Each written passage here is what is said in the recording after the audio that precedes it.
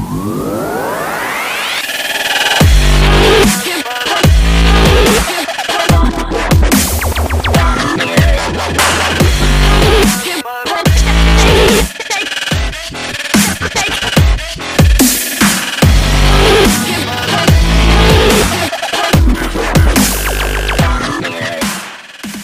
had this buddy of mine, he asked me, hey Steve, what's the best chop saw for window restoration exercises?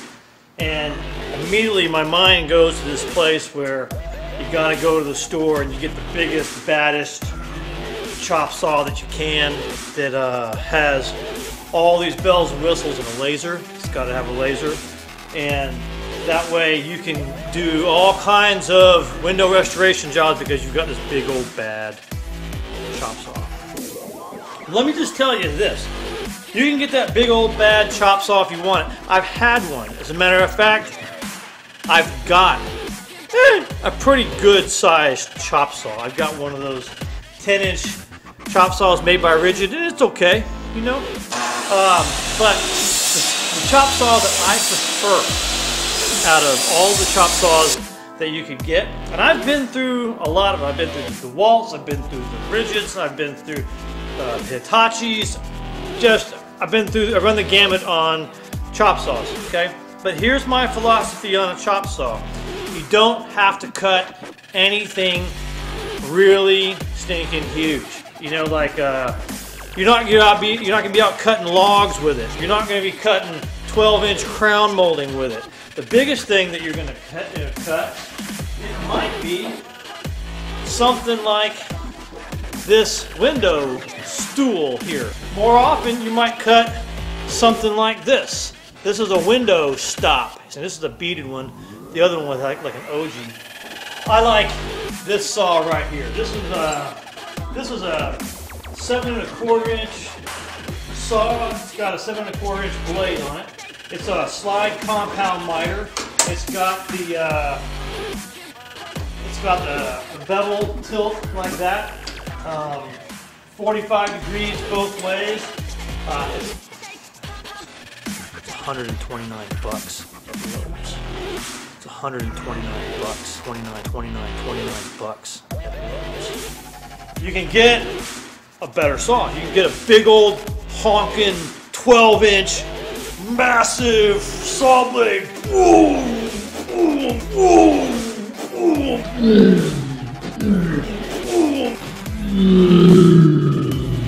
You know, make these big old cuts, but you know, you want to carry that guy around, you can. You know, I'm not going to. I've done it. So anyway, I'll just demonstrate a little bit here for you. I've got a piece. This is rough Akoya. This is what you call 8/4 by 6. 8/4 by 6 inches. Okay. Now, you math whizzes out there, figure out what 8/4 means. Okay. Anyway, check this out. Watch, I'll show you. This will cut a full 8-inch board. Okay. But it's going to cut through this 6-inch board like it's nothing. Watch.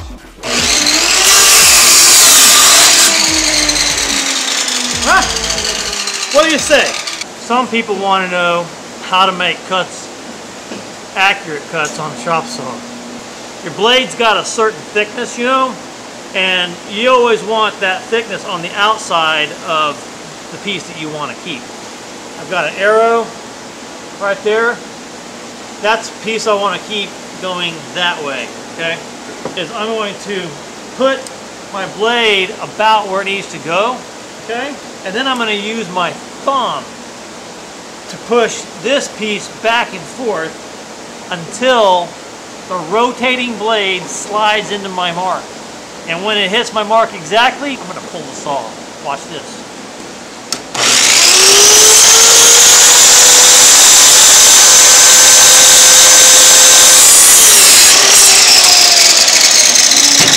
And that, my friends, is how you cut accurately on a chop saw.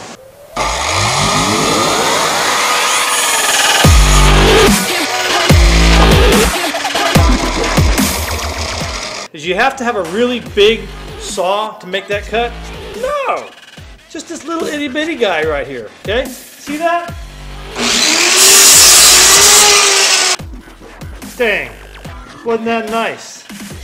So, look, you can go out and get one of those big saws if you like. I mean, if you've got to express your testosterone, go get one of those saws, because having one of those saws makes you look really manly. Oh, big and strong! Anyway, that's Steve Quillian on what chop saw is the best for window restoration. You know,